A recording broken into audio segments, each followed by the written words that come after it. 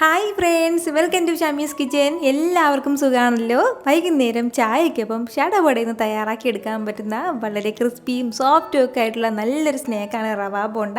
അപ്പോൾ ഇതിൻ്റെ ഡീറ്റെയിൽസ് ഒന്നും മിസ്സാകാതിരിക്കാൻ വേണ്ടിയിട്ട് എല്ലാവരും ഒന്ന് സ്കിപ്പ് ചെയ്യാതെ കണ്ടേക്കണം. കൂടെ തന്നെ നമ്മുടെ ഈ ഷമീസ് കിച്ചൻ ചാനൽ ഇതുവരെയും സബ്സ്ക്രൈബ് ചെയ്യാത്തവരാണെന്നുണ്ടെങ്കിൽ, അല്ലെങ്കിൽ ഇത് ആദ്യമായിട്ടാണ് കാണുന്നതെങ്കിൽ പ്ലീസ് ഒന്ന് സബ്സ്ക്രൈബ് ചെയ്തേക്കണേ. ആ തൊട്ടടുത്ത് കാണുന്ന ബെല്ലൈക്കനിൽ ഓൾ കൂടി ഒന്ന് മറക്കാതെ പ്രസ് ചെയ്തേക്കണം. എന്നാൽ ശരി, നമുക്ക് വേഗം വീഡിയോയിലേക്ക് പോകാം.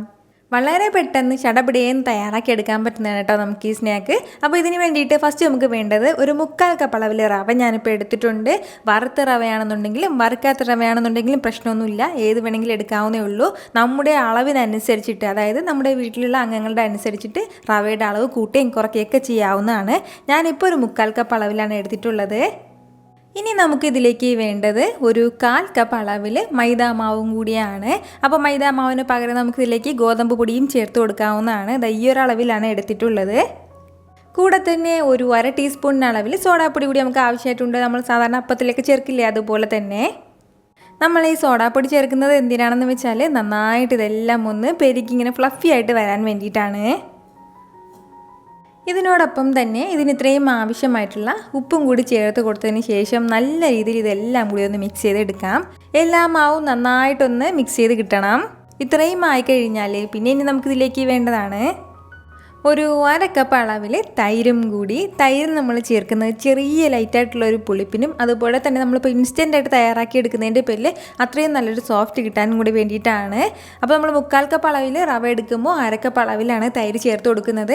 നല്ലതുപോലെ പുളിയുള്ള തൈരാണെന്നുണ്ടെങ്കിൽ, നന്നായിട്ട് പുളിയുള്ള, തീരെ പുളിയുള്ളതാണെങ്കിൽ നമുക്ക് ഉപയോഗിക്കാൻ പറ്റില്ല. പക്ഷേ ഒരിടത്തരം പുളിയുള്ളതാണെന്നുണ്ടെങ്കിൽ ഒരു പകുതി അളവിൽ ഇതിൽ നിന്ന് കുറച്ചും കൂടി ഒന്ന് കുറച്ചിട്ട് നമുക്ക് തൈര് ചേർക്കാവുന്നതാണ്. ഇനി നമുക്കിതിലേക്ക് ആവശ്യത്തിന് വളരെ കുറച്ച് മാത്രം വെള്ളം കൂടി ചേർത്ത് കൊടുത്തതിന് ശേഷം നല്ല രീതിയിൽ ഇതെല്ലാം കൂടി ഒന്ന് മിക്സ് ചെയ്തെടുക്കാം.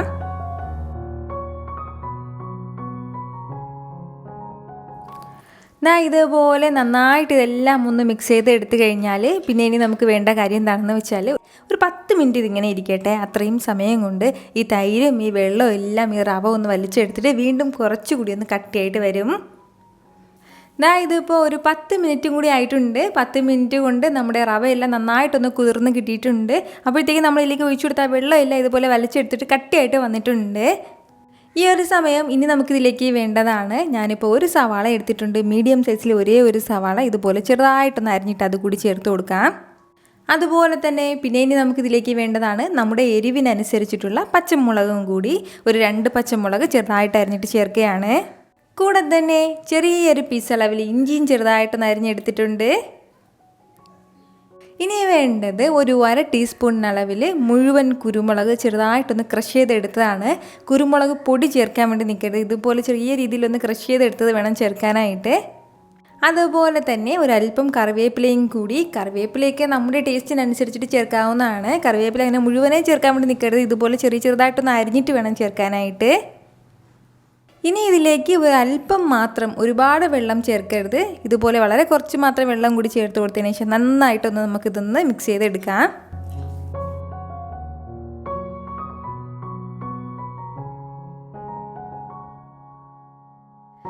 ഇതുപോലെ നന്നായിട്ട് നമ്മളിതെല്ലാം ഒന്ന് മിക്സ് ചെയ്തെടുത്തിട്ടുണ്ട്. ഈ ഒരു കൺസിസ്റ്റൻസിയിൽ വേണം നമുക്കിത് കിട്ടാനായിട്ട്. ഈ ഒരു സമയം ഇനി നമുക്കിതിലേക്ക് ഒരു 1/2 ടീസ്പൂൺ അളവിൽ ചെറിയ ജീരകം കൂടി നമുക്ക് ആവശ്യമായിട്ടുണ്ട്.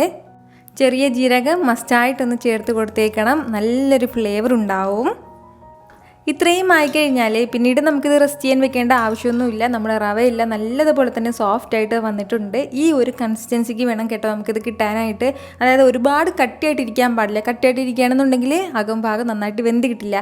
അതുപോലെ തന്നെ ഒരുപാട് ലൂസായിട്ട് പോകാനും പാടില്ല. അപ്പോൾ ഉപ്പൊക്കെ കറക്റ്റ് തന്നെയാണെന്നൊന്ന് ചെക്ക് ചെയ്ത് നോക്കിയേക്കണം. ഇത്രയും ആയിക്കഴിഞ്ഞാൽ പിന്നെ ഇനി നമുക്ക് വേണ്ട കാര്യം എന്താണെന്ന് വെച്ചാൽ കൈ ചെറുതായിട്ടൊന്ന് നനച്ച് കൊടുത്തതിന് ശേഷം ഒരല്പം കുറച്ചായിട്ട് മാവെടുത്ത് ഇതുപോലെ ഒന്ന് ബോളിൻ്റെ ഷേപ്പ് പോലെ ആക്കിയതിന് ശേഷം എണ്ണയിലേക്ക് ഇടാവുന്നതാണ്.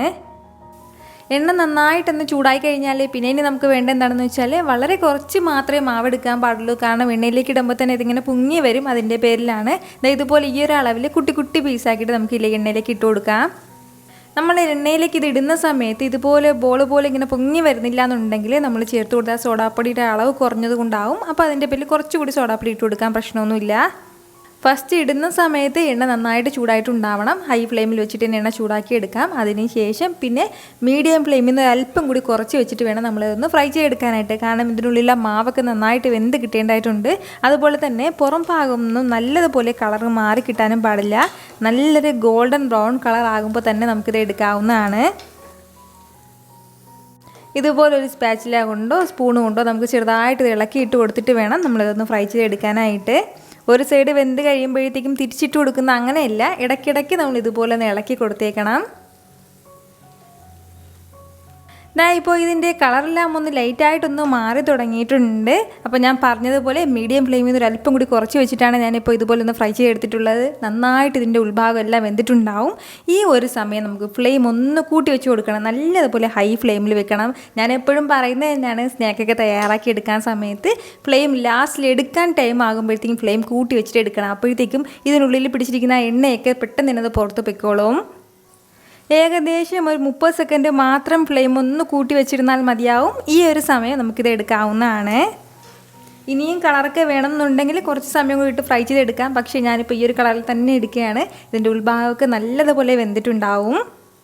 നമ്മളിപ്പോൾ ഇതുപോലെ എല്ലാം ഒന്നും ഫ്രൈ ചെയ്ത് മാറ്റിയിട്ടുണ്ട്. നിങ്ങൾക്കിത് കാണുമ്പോൾ തന്നെ അറിയാമായിരിക്കുമല്ലോ, എണ്ണയൊന്നും ഒരല്പം പോലും എടുക്കാതെയാണ് നമുക്കിത് കിട്ടിയിട്ടുള്ളത്. ഇതുപോലെ തന്നെ ഏകദേശം ഒരു 2 പ്രാവശ്യം കൂടി ഫ്രൈ ചെയ്തെടുക്കേണ്ട മാവ് നമ്മുടെ കയ്യിലുണ്ട്. അപ്പോൾ അതുകൂടി നമുക്കൊന്ന് ഫ്രൈ ചെയ്ത് മാറ്റാം. ഇതിൻ്റെ കൂടെ നല്ല ബെസ്റ്റ് കോമ്പിനേഷൻ എന്ന് പറയുന്നത് നല്ലൊരു തേങ്ങാ ചമ്മന്തി കൂടിയാണ്. അപ്പോൾ തേങ്ങാ ചമ്മന്തിയുടെ റെസിപ്പിയൊക്കെ മുമ്പ് ഞാൻ ഒരുപാട് അപ്ലോഡ് ചെയ്തിട്ടുണ്ടായിരുന്നു. അപ്പോൾ അതിൻ്റെ റെസിപ്പിയൊക്കെ വന്നിട്ട് പിണ്ട് കമൻറ്റായിട്ടോ അല്ലാന്നുണ്ടെങ്കിൽ ഡിസ്ക്രിപ്ഷൻ ബോക്സിൽ കൊടുത്തിരിക്കാം. സാധാരണ നമ്മൾ ഉഴുന്നുവട തയ്യാറാക്കില്ല, അതിൻ്റെ വേറൊരു ടേസ്റ്റിലാണ് നമുക്കിത് കിട്ടുന്നത്. ഉഴുന്നുവട എന്ന് പറയുമ്പോഴത്തേക്കും നമുക്ക് കുറച്ച് ജോലിയുണ്ട്. അതായത് ഉഴുന്നൊക്കെ നമ്മൾ വെള്ളത്തിലിട്ട് കുതിർത്തൊക്കെ എടുക്കണം. പക്ഷേ അതിൻ്റെ ഒന്നും ആവശ്യം ഇതിനില്ല. അപ്പോൾ എല്ലാവരും മറക്കാതെ ട്രൈ ചെയ്ത് നോക്കിയതിന് ശേഷം അതിൻ്റെ ഫീഡ്ബാക്ക് എനിക്ക് ഒന്ന് അറിയിക്കണം. കാരണം നിങ്ങളുടെ ഫീഡ്ബാക്ക് കാണുമ്പോഴായിരിക്കും അത് മറ്റുള്ളവർക്കും തയ്യാറാക്കി നോക്കണം എന്നുള്ളൊരു പ്രചോദനം ഉണ്ടാകുന്നത്. ഇവിടെ ഇഷ്ടമായാൽ എപ്പോഴും പറയുന്നത് പോലെ ഒന്ന് ലൈക്ക് ചെയ്യാൻ ആരും മറക്കരുത്. കൂടെ തന്നെ നിങ്ങളുടെ ഫ്രണ്ട്സിനും ഫാമിലിക്കും എല്ലാവർക്കും ഇതൊന്ന് ഷെയർ കൂടി ചെയ്ത് കൊടുത്തേക്കണം.